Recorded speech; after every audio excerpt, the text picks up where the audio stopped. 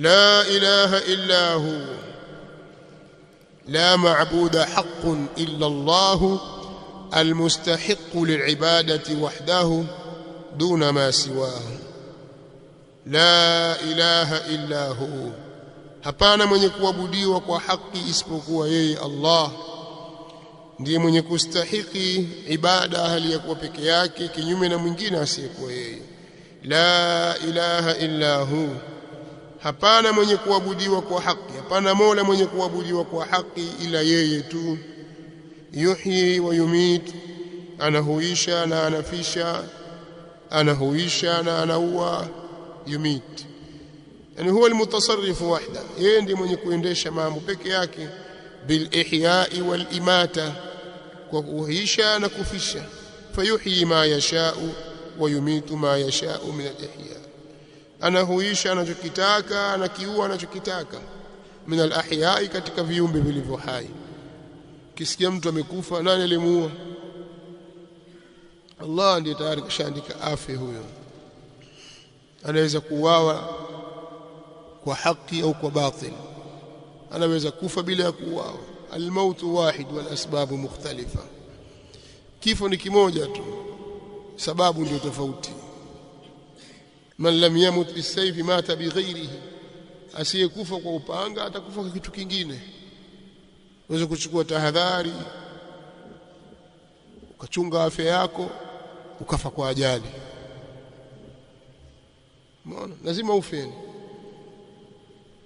na ajali ziko za aina tofauti tofauti lakini muda wako ukifika lazima liwe angefanya hivi angeruka hapa ndio tayari ilikuwa ndo afe haiwezekani kwamba aishi milele asifi atakufa na ikifika sababu wakati wake ukifika dhahaba al-lubb wa amiya al-basar ile akili na uelewa unaondoka na macho yanapofuka afu latokea lile jambo watu ndio wazinduka kwa nini watu wakufanya hivi wangemuoisha hospitali wangemuoisha hospitali huyo atakiwa afe madaktari wamefanya uzembe ndio wamezembea ili afe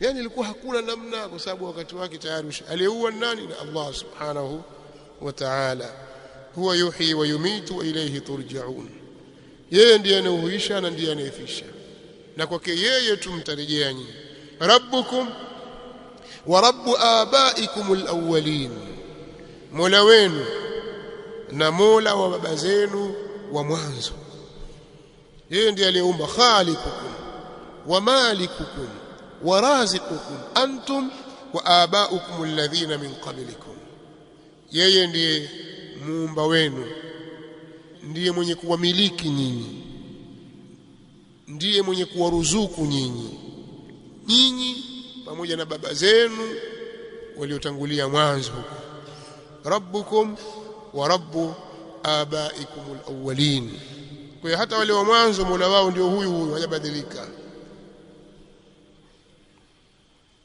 katika aya hizi kuna fawaidi nyingi miongoni mwa faida hizo kuanzia ile aya mwanzo tuliyosoma mpaka aya hii ya 8 Allah subhanahu wa ta'ala anatuonyesha kwamba amezihusisha baadhi ya nyakati wa fadhila na utukufu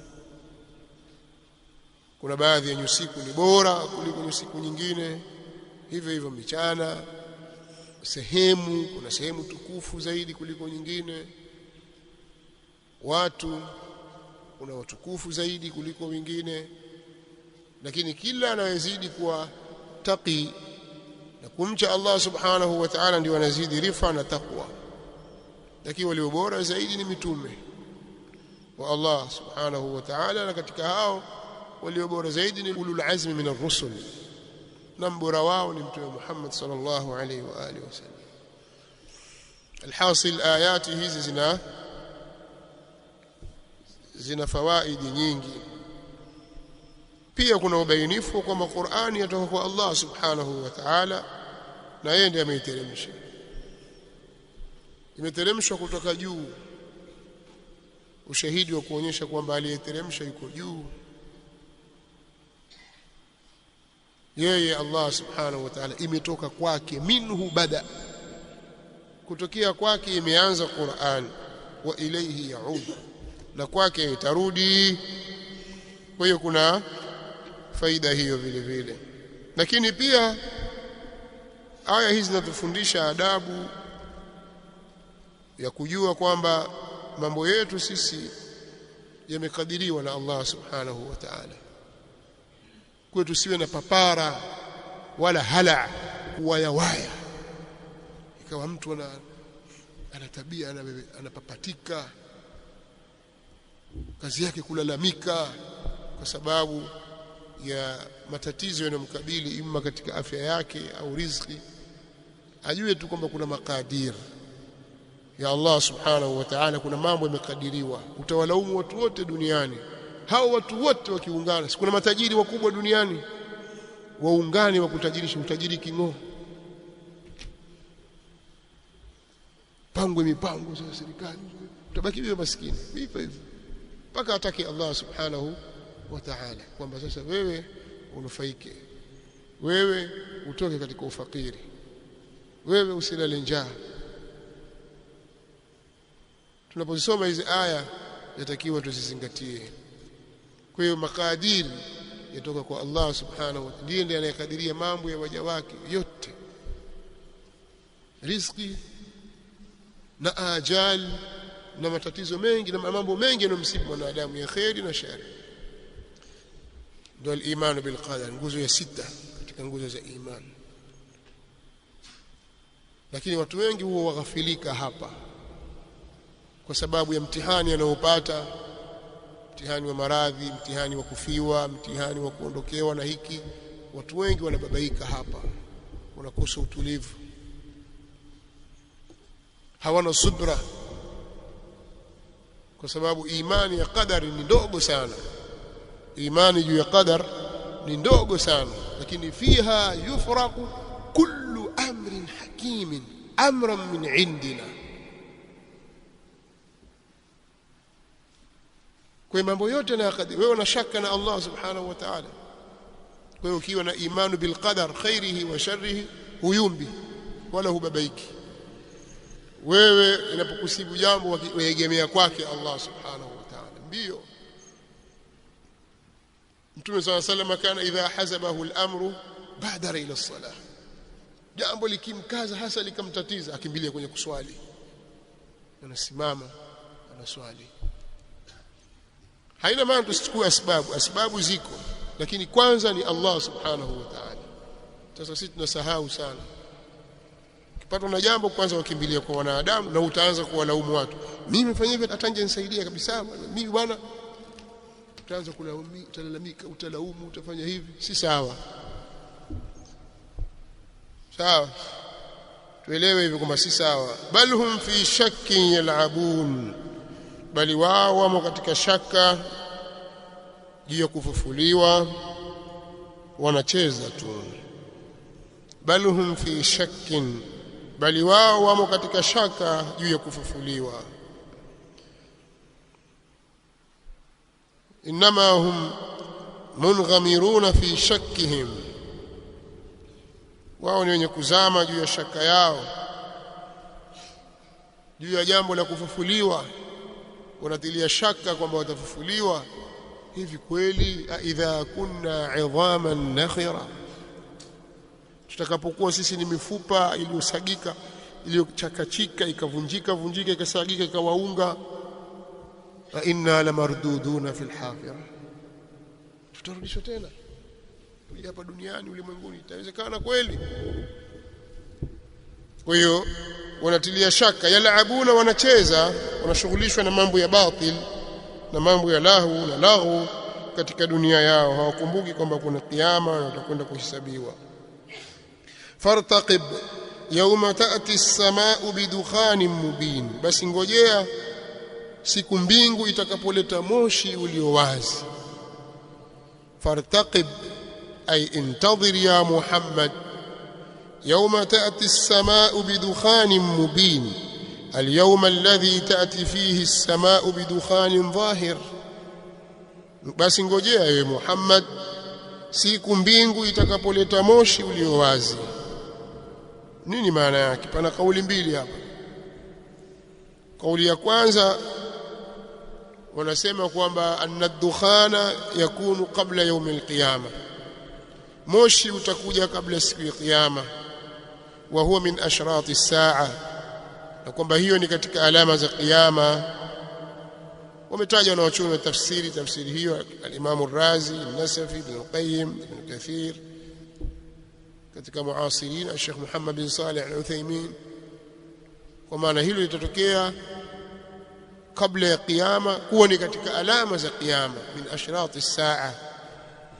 Na kauli hii imeungwa mkono na wengi katika wanazuoni wa salaf rahmatullahi ta'ala alayhim wa radiyallahu an ashabi rasulillah, akiwemo Ali bin Abi Talib wa Abu Sa'id al-Khudri wa Ibn Umar wa Ibn Abbas radiyallahu anhum. Wanasema maana yake ni hiyo, lakini Ibn Umar na al-Hasan al-Basri na wengineo. Kauli ya pili wanasema kwamba muradi wa dukhan ni lile tukio ambalo liliwasibu Makuraish wakati Mtume sallallahu alaihi wasallam alipowaapiza. Mtume sallallahu alaihi wasallam aliwaombea ukame, ikawa mtu akitembea hivi kwa sababu ya njaa, akitazama juu aona kama kuna moshi hivi, njaa, min shiddatil ju', kwa sababu ya njaa kali, haoni vizuri, akitazama aona moshi umetanda juu. Mtume sallallahu alaihi wasallam aliwaapiza watu wake, likawasibu jambo hili. Hii ni kauli imetajwa na baadhi ya wanawazuoni wa tafsiri, na Ibn Jarir katika waliotaja kauli hii, Jalaluddin al-Mahalli katika tafsirul Jalalain amelitaja hili, Ash-Shawkani, Al-Alusi na wengineo wamelitia nguvu hili. Ukisoma tafsiri ya Jalalain utakuta apita kwenye mapito hayo kwamba ilitokea hivyo, akataja na ile dua aliyotaja aliomba Mtume sallallahu alaihi wasallam. Ukisoma tafsiri ya Jalalain utaona pale kwamba ni njaa, moshi huu ulitanda au ulitokea, ilikuwa ni amrun khayali, yani sio jambo la kihakika, ni jambo la linamtokea mtu kama kwa mujibu wa anavyoona yeye, si hakika, njaa. Sasa akitazama hivyo anaona kama moshi limetanda, kumbe hamna moshi, hakukuwa na moshi wa kihakika, kwa mujibu wa kauli hawa wanaosema kwamba ilitokea kwa Makuraish kwa sababu ya kuapizwa na Mtume Muhammad sallallahu alayhi wa alihi wasallam. Lakini kauli iliyokuwa na karibu zaidi na usawa, Sheikh Muhammad bin Salih al-Uthaymeen anasema, wal aqrabu lis-sawab annahu dukhan yursiluhu Allahu azza wa jalla inda qiyam as-sa'a. Huu ni moshi Allah atauleta wakati wa kusimama kiyama, fayakhsha an-nasa kullahu. Lakini baadhi ya wanazuoni wengine wanasema yote mawili yafaa, hayana neno, kama al-Imam Ash-Shawkani An-Nawawi rahmatullahi ta'ala alayhi katika sharhi yake ala sharhi ya Sahih Muslim al-Hajjaj anasema yahtamilu annahuma dukhanan liljam'i baina hadhihi al-athar. Inahtamili kwamba hizo ni aina mbili za moshi kwa sababu ya kwa ajili ya kukusanya baina ya athari hizi. Kwa hiyo ni moshi ulitokea na utatokea siku ya kiyama kwa mujibu wa kauli hizi. Hadithi ya Hudhaifa ibn Asid al-Ghifari, Hudhaifa ibn Asid al-Ghifari radiyallahu anhu anasema, ittala an-nabiy sallallahu alayhi wasallam alaina wa nahnu natadhakar. Mtume sallallahu alayhi wasallam alitokezea siku moja juu yetu na hali ya kuwa sisi tunakumbushana, tunaambiana maneno, tunawaidhiana. Faqala ma tadhakarun, akauliza Mtume sallallahu alayhi wasallam, mnakumbushana nini? Qalu nadhkuru saa. Hii ilikuwa ndio sha'anu rijal, tunakumbuka kiyama, tumekaa tukizungumzia kiyama hapa. Qala innaha lan taqum hatta tarawna qablaha 10 ayat. Mtume sallallahu alayhi wasallam akasema kiyama hakitasimama mpaka muone alama 10 kabla yake. Kuna mambo 10 mkiyaona hayo kabla yake, yakishatimia basi kiyama kitakuja. Lakini kiyama lan taquma hatta taraw qablaha 10 ayat, kiyama hakitasimama mpaka muone kabla yake alama 10. Fadhakar ad-dukhan, akataja Mtume sallallahu alayhi wasallam katika alama alizozitaja ni ad-dukhan, moshi. Alama nyingine ni ad-dajjal, ni kutokea masihu ad-dajjal sehemu za Isfahan huko Irani, na ad-dabba yule aliyetajwa katika suratu an-naml, mnyama. Wa tulu'u ash-shamsi min maghribiha, na alama nyingine ya 4 ni kuchomoza jua kutokea upande wa magharibi. Sisi tushazoea jua litokea upande wa mashariki, siku moja litatokea upande wa magharibi. Wa nuzulu Isa ibn Maryam sallallahu alayhi wasallam, na alama nyingine ni kushuka Isa mwana wa Maryam sallallahu alayhi wasallam. Alama nyingine wa Yaajuj wa Maajuj, Yaajuj wa Maajuj, kama ilivyotajwa katika suratul Anbiya na katika suratu Al-Kahf. Kadhalika 3 khusuf, baada ya hapo kuna mididimio mitatu, mipasuko mikubwa mitatu ya ardhi itakatika mapande makubwa matatu. Khasfun bil mashriq wa khasfun bil maghrib wa khasfun bi jazirati al-arab, mdidimio mmoja katika upande wa mashariki, ardhi itajikata ijimegue, na mdidimio mwingine katika upande wa magharibi, na mdidimio mwingine katika jaziratul arab. Wa akhiru dhalika narun, na alama ya mwisho katika hizo ni alama ya moto. Takhruju min al-Yaman, katika baadhi ya hadithi imekuja takhruju min qa'ri Adan, moto huu utatoka kwenye pango la huko Aden, Yemen. Tatrudu an-nasa ila mahsharihim, utakuwa unawafukuza watu kuwapeleka katika ardhi yao ya kukusanya. Riwaya imekuja taqilu ma'ahum haythu qalu wa tabitu ma'ahum haythu batu. Mtakimbia, mmechoka, sampumzike kailula, na wasimama wawaka tu, mkiamka wawafuata, wafukuza. Takimbia, usiku umeingia kutoka kulala, wasimama wawasubiri, lakini ni moto unawaka, unawafukuza. Tatrudu an-nasa ila mahsharihim, tutawapeleka katika ardhi yao ya kukusanya. Ardhi ya kukusanya ni ipi? Wanazuoni wanasema ni ardhi ya Sham. Alhasil, hizi ni alama 10. Ipi ya kwanza kutokea katika hizi alama 10 kubwa? Alama za kiyama ziko nyingi, lakini kuna sughra na al-kubra, alama kubwa na alama ndogo. Hizi 10 ndio zile kubwa, na ikianza moja zinafuatia nyingine kwa haraka, mpaka kiyama kinasimama. Zile ndogo ndogo ziko nyingi, baadhi yao wamezifikisha 40, wengine zaidi ya hapo. Katika akwali za wanazuoni kwa mujibu wa athari na nususi za kisheria, mfano hadithi za Mtume sallallahu alaihi wasallam, wanaeleza kwamba alama ya kwanza kudhihiri ni tuluu shamsi min maghribiha, jua kuchomoza kutokea upande wa maghrib.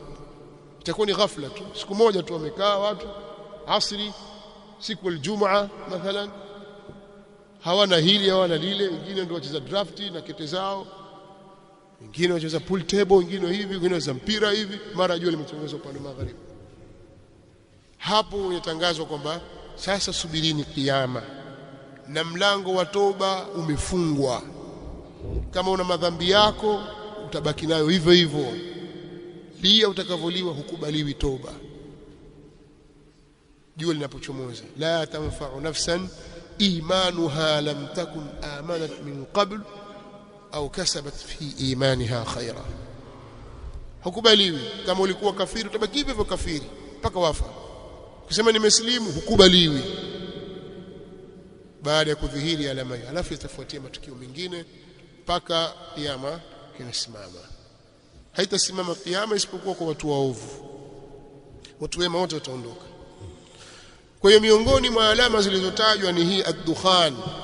Ndio tulipelekea kutaja mambo yote haya kwa sababu ya kauli yake Allah subhanahu wa ta'ala aliposema fartaqib yawma ta'ti as-samaa'u bidukhanin mubin, ngojea ewe Muhammad, basi ngojea siku mbingu itakapoleta moshi ulio wazi. Yaghsha an-nasa, utawafunika watu. Hadha adhabun alim, na wao watasema hii ni adhabu yenye kutia uchungu.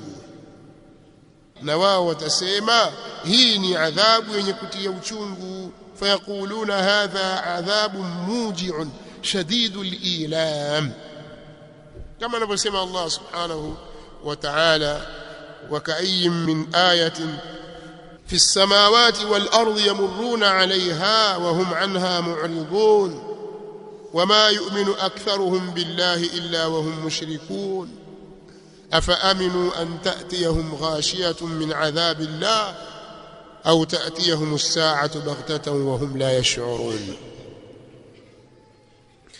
Ni alama ngapi zilizoko mbinguni na ardhini? Wa ka'ayyin min ayatin fis samawati wal ard, ni alama ngapi zilizoko mbinguni na ardhini? Yamurruna 'alayha, wanapita juu yake, wanazipitia tu. Wahum anha mu'ridun, na wao ni wenye kuzipuuza. Wama yu'minu aktharuhum billahi illa wahum mushrikun, wengi wao hawamwamini Allah isipokuwa wao ni wenye kumshirikisha. Unasema tumemwamini Allah huko unafanya shirki. Afa aminu an ta'tiyahum ghashiyatun min adhabillah, hivi wao wanajiaminisha kuwa haitawafikia adhabu yenye kuwafinika kutoka kwa Allah subhanahu wa ta'ala? Au ta'tiyahum as-sa'atu baghtatan, au wao wanajiaminisha kutowajilia wao kiyama kwa ghafla. Wa hum la yash'urun, na hali ya kuwa wao hawatambui. Yani unajiaminisha kwamba mimi nitakuwa wakati huo nishatengeneza mambo yangu, shatubu. Unajiaminisha kwamba jua litachomoza upande wa magharibi na wewe uko sawa, unajiaminisha hivyo.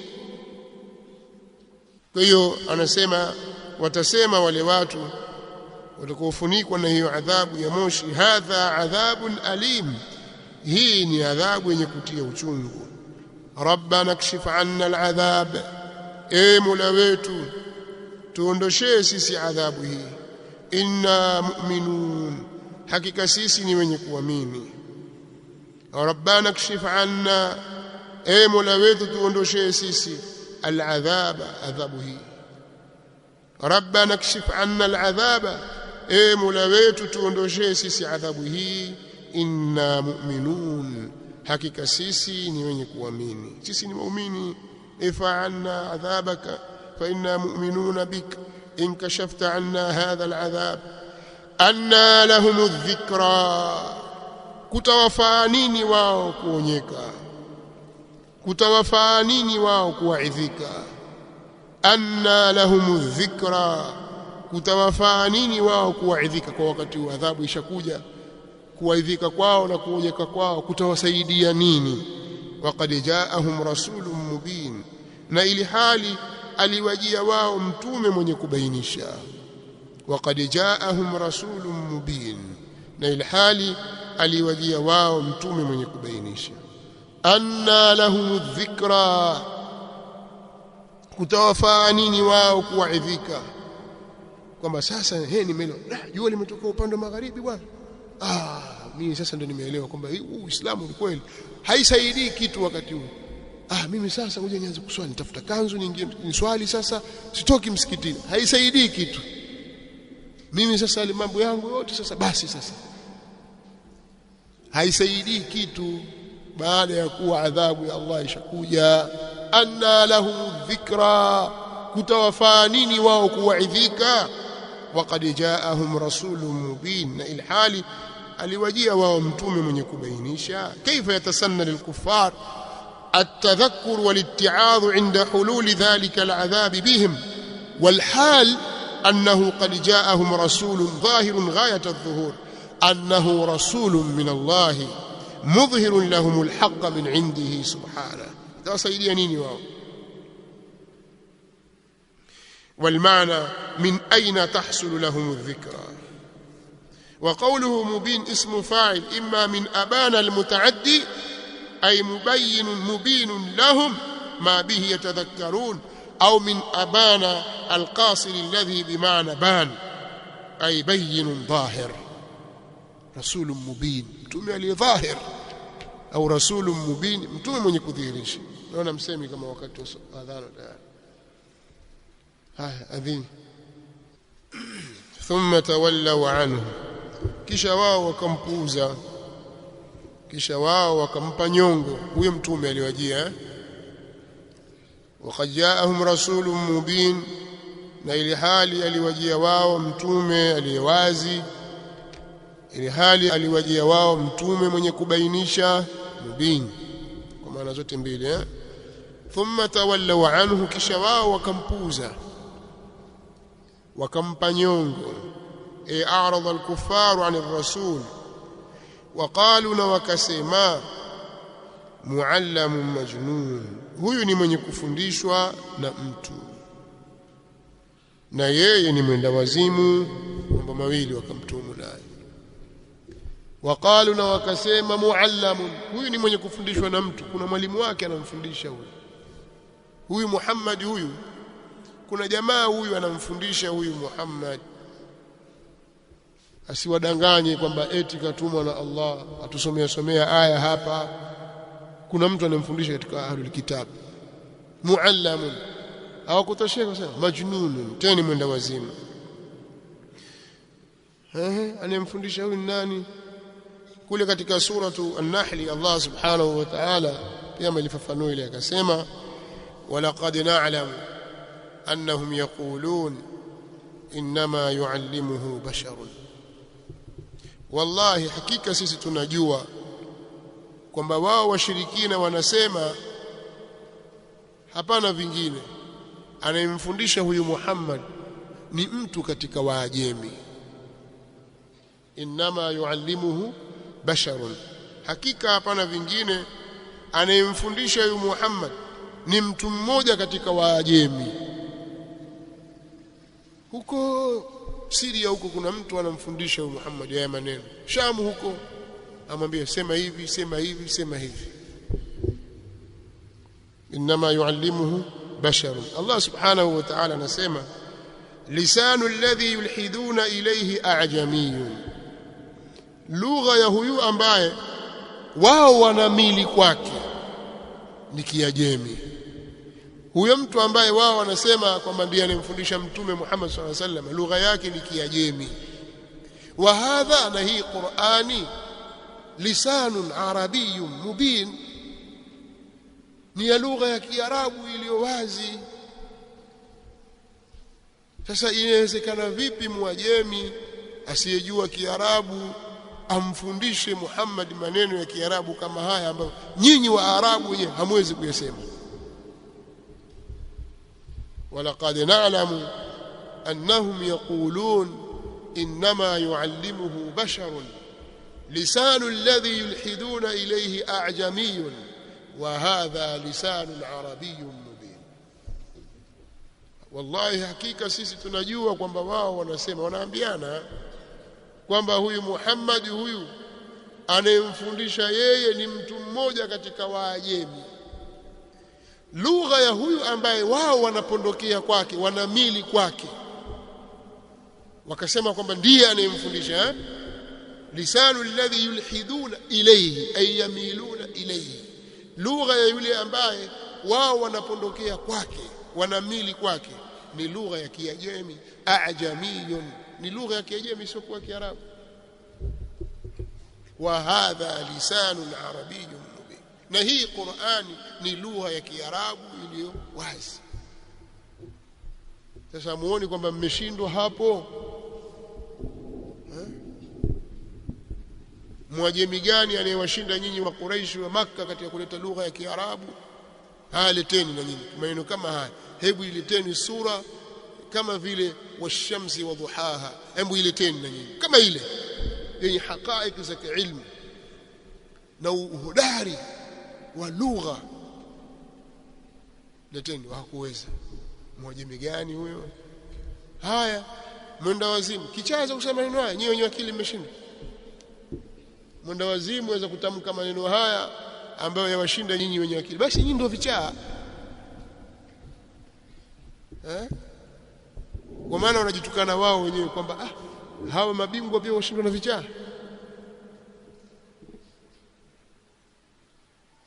Kwa hiyo Qur'ani ni muujiza na ni aya khalida kutoka kwa Allah subhanahu wa ta'ala. Waqalu thumma tawallaw anhu, kisha wakampuuza. Waqalu, na wakasema muallamun majnun, huyu Muhammad ni mwenye kufundishwa na mtu na yeye ni mwenda wazimu. Kama kule sema waqalu ya ayuha alladhi nuzila alayhi dhikru innaka la majnun, nilimwambia wazi kabisa. وقال الذين كفروا إن هذا إلا إفك افتراه وأعانه عليه قوم آخرون. walisema wale ambao wamekufuru haikuwa hii Qur'ani isipokuwa ni uzushi aliouzua Muhammad na alisaidiana na yeye juu yake mtu mwingine, alimsaidia yeye juu yake mtu. Kuna mtu mmoja alimsaidia, hawataki kumtaja, mtajeni nani tumfuate tumsikie ajua kusema maneno haya. Wao wanasema tu aanahu alayhi qaumun akharun, wamemsaidia juu yake watu wengine. Faqad jaa'u dhulman wa zura, kwa hakika wameleta udhulma na wameleta uzushi.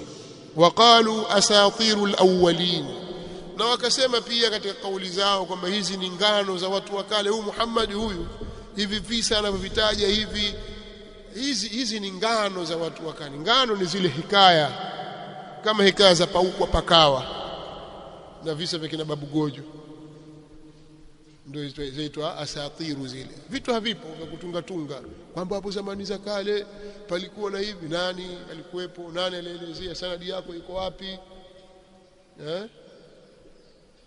visa vya paukwa pakawa. Sije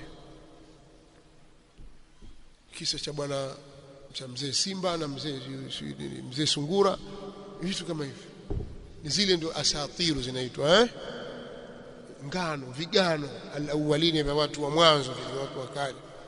Muhammad ameviandika, fahiya tumla alayhi, basi yeye hufanyiwa imla, dictation ile, sema hivi, andika hivi, anasema ile kaza kuandika tu, bukratan wa asila.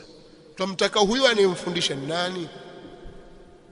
Mpaka wamekufa wameondoka duniani hawakumtaja ni nani. Haya.